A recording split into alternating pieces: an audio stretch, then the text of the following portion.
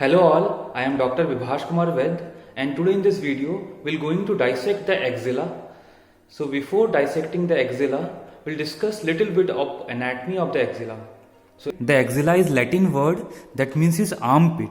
It is a pyramidal shape space situated between the upper part of the arm and the chest wall. It resembles as a four-sided pyramid. That's why it has an apex, base and four walls. And this apex of the axilla is also called as axillary canal. It is directed upward and medially toward the root of the neck. It is truncated and correspond to a triangular interval bounded anteriorly via the posterior surface of clavicle, posteriorly via the superior border of the scapula and medial aspect of the coracoid process, and medially it is bounded by the outer border of the first rib. Then the base is also called as floor. It is directed downward and it is formed by skin, superficial fascia and axillary fascia. It is convex upward in congruence with the convexity of axilla. Then anterior wall. The anterior wall is formed by the pectoralis major muscle in front, the clavipectoral fascia and the pectoralis minor muscle. Posterior wall is formed by subscapularis muscle above, teres major and latissimus dorsi muscle which is situated below. Then the medial wall of the axilla is formed by upper forerib with their intercostal muscles, upper part of the serratus anterior muscles.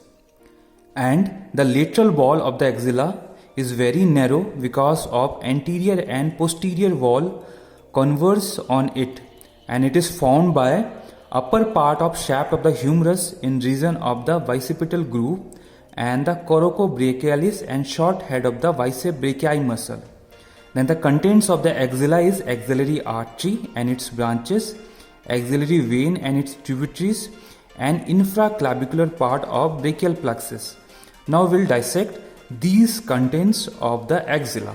This is our axillary region or armpit. When we remove the skin of this axilla, so you can found here, this is the content of axilla. And before we'll discuss the content of axilla, we'll discuss the walls of the axilla. You can see here the anterior wall of the axilla which is formed by this pectoralis major muscles. In the same manner, here we can see this is the posterior wall of the axilla which is formed by the teres major muscles, and this is the medial wall which is formed by upper two ribs of the rib cage, and the lateral wall is formed by the upper part of the shaft of the humerus. Along with this, when we remove the pectoralis minor muscle, we can found here we have the contents of the axilla. So one by one we'll discuss the contents of the axilla. Now you can see here, this is the axillary vein, then the branches and the cords of the brachial plexus, and in between these branches and the cord of the brachial plexus we can see here this is the axillary artery. So in relation to this axillary artery, this cord of the brachial plexus is arranged. So most medial to this axillary artery, this cord is called the medial cord. Then in the same manner, here this is the lateral cord of the brachial plexus, and this is the posterior cord which is present posteriorly.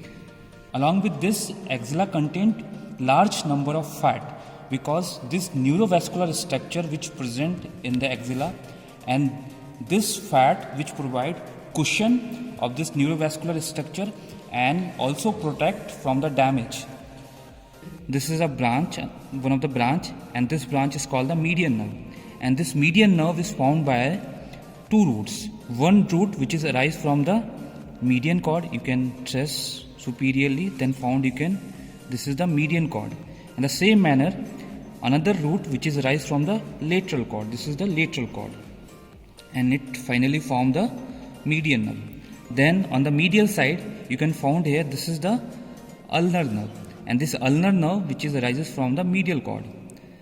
Along with this ulnar nerve we can also found the musculocutaneous nerve. Here we can see the musculocutaneous nerve, ulnar nerve and the musculocutaneous nerve, which includes a fascia. So this one is a musculocutaneous nerve and this one is a ulnar nerve. Then you can see here most thickest nerve and most largest nerve is called the radial nerve, and this radial nerve which is arises from the posterior cord, and these median cord, lateral cord and posterior cord arrange medial, lateral and posteriorly respectively. Then most important structure present on the axilla, this is called the axillary artery. Here this is the axillary artery, and this axillary artery which is extend just lateral or lateral border of the first rib. From here this axillary artery is start, and it is start just lateral to the first rib and up to the lower border of the teres major muscle.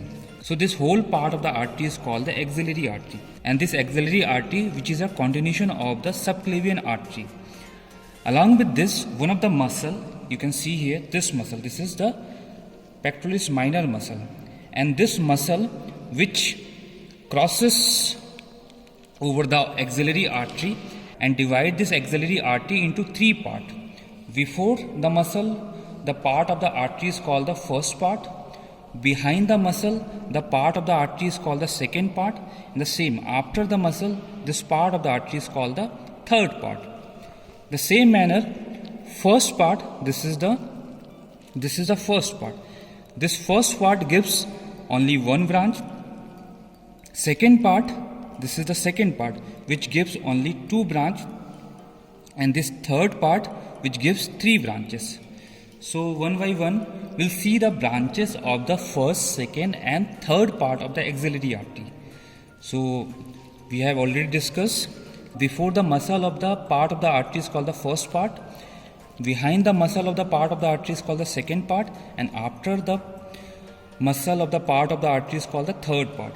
So you can see here this is the first part, and when we find and when we search the branch of the first part, you can find here only one branch here, and this branch is arise from this before part or first part. And when we trace this artery or branch, it extends toward the superior part of the thorax, and this artery is called the superior thoracic artery. Further, this superior thoracic artery is divided into various branches.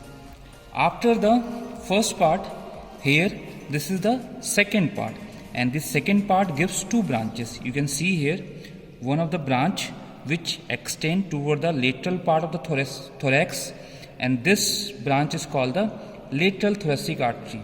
This is the lateral thoracic artery, and this branch is called the thoracoacromion artery. This is the thoracoacromion artery, and this one is called the lateral thoracic artery.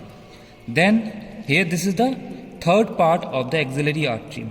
This is the third part of the axillary artery. When we pulled this third part of the axillary artery, we found here